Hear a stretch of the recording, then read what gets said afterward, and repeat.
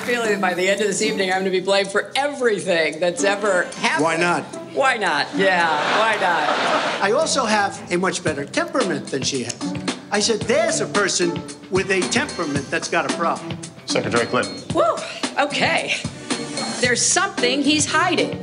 And we'll guess. We'll keep guessing at what it might be that he's hiding. I will release my tax returns against my lawyer's wishes when she releases her 33,000 emails that have been deleted. Ladies and gentlemen, our guest tonight, blogger, branding consultant, and author of great books, Grumpy in Belgrade, Mr. Chris Farmer. Hello, Chris.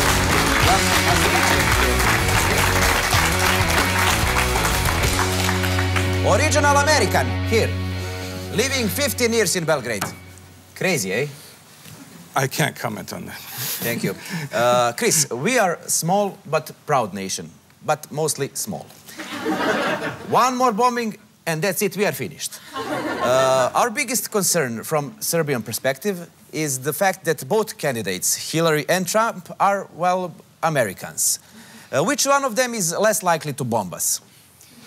Well, less likely, Zoran, is probably Trump.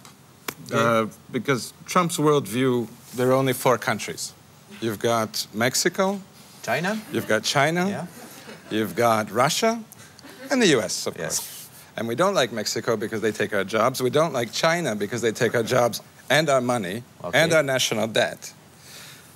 And we love Russia.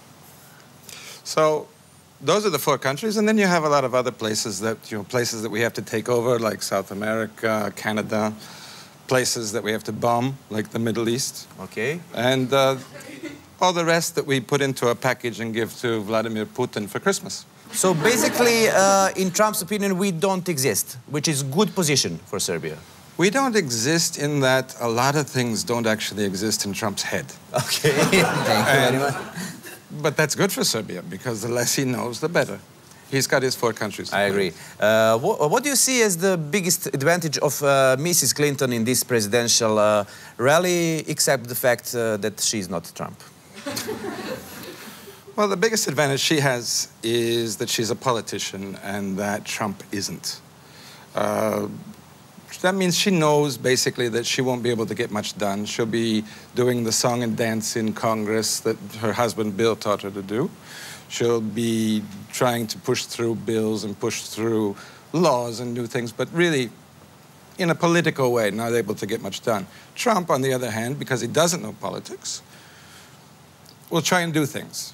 So he doesn't know anything about government. He doesn't know anything about laws. He doesn't know anything about abiding by the laws. So he's going to be trying to do something big, like build a wall around Mexico or fight the IRS that's trying to sue him for tax evasion. But in the end of the day, I think Hillary's house of cards might be a little easier for the American people. Mr. Trump said that Hillary doesn't have looks, doesn't have stamina to be a president. Did he imply that he has a look?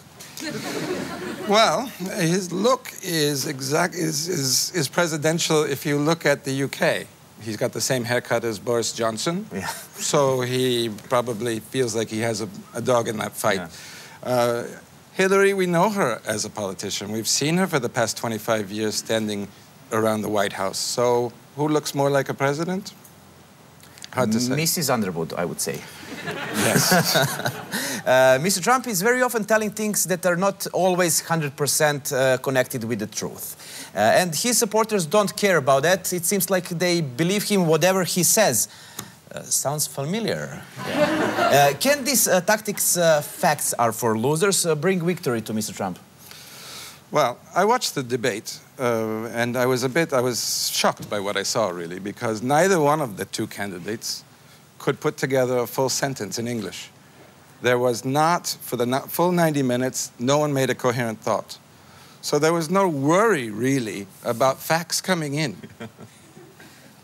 It didn't matter if they didn't have the facts about ISIS or about the economy or about unemployment. It didn't matter because they were just busy fighting with each other, which means that the facts actually came off really well during the debate.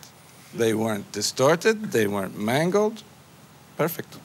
If Mrs. Clinton becomes the president, do you think she will behave better than her husband while he was president? And I'm sure you know what I'm talking about. Playing saxophone during working hours, loudly. I think Hillary's saxophone playing days are probably done. I think we shouldn't really expect that from her. 25 years ago, maybe, yes, but I think Hillary, we should expect her to be a president who's a little bit more like Richard Nixon. She will be very concerned with what people think about her, what people talk about her behind her back. She'll do secret plans and try to cover them up. She's already doing that now in several places. And I think these secret plans are the best part because they don't have to mean anything. They can be very stupid plans. But the fun part will be watching the sort of backwards, upside-down way that she tries to cover them up.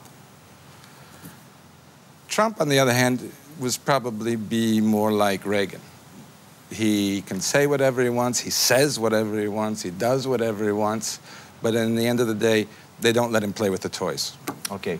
We saw that leader of Serbian Radical Party, Mr. Vojislav Šešelj, supported Donald Trump by wearing T-shirt with his face on it. Do you think Trump will do the same during Serbian presidential elections and wear T-shirt with Šešelj on it?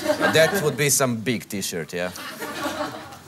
Well, I've been writing about life in Belgrade and Serbia since I've been here. And a lot of it has gone into the two books that you mentioned.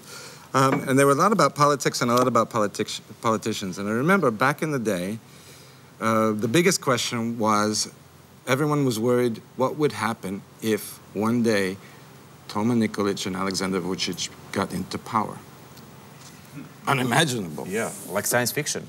And then every month or so, or maybe more often than that, they would parade into Parliament and everyone's got their Šešelj T-shirts. Exactly, and yes. Everyone's got their Šešelj button. See? So I imagine if the Trump campaign needs some, they have some in a closet somewhere. Yeah. But I think my real hope is that by the time the Serbian elections come around in 2017, that Trump will be too busy testifying in front of the grand jury on taxes so that Hillary can be in the White House checking out the different sizes of the shirts. Thank you, Chris. And for the end, Senor Farmer, you live in Belgrade for 15 years. You are a blogger, you are in brand consulting business, but let's get serious. We all know what is your real profession here, don't we? I mean, you are white, so you cannot be basketball player. And I'm pretty sure you are not ambassador. So there is only one option left. You are a spy, aren't you? Absolutely not. Do you believe him? Ladies and gentlemen, Senor Chris Farmer, Grand Prix Belgrade. Thank you very much, Chris. Dragi prijatelji, bilo je ovo sve za večeras. Znam koliko vam znači naša emisija i jeste dragocjeno imati nekog kome verujete, ko vam je uvek oslonac i podrška, kome možete otkriti sve vaše tajne. Dobrodošli u novu sezonu, mi smo 24 minuta, vidimo se!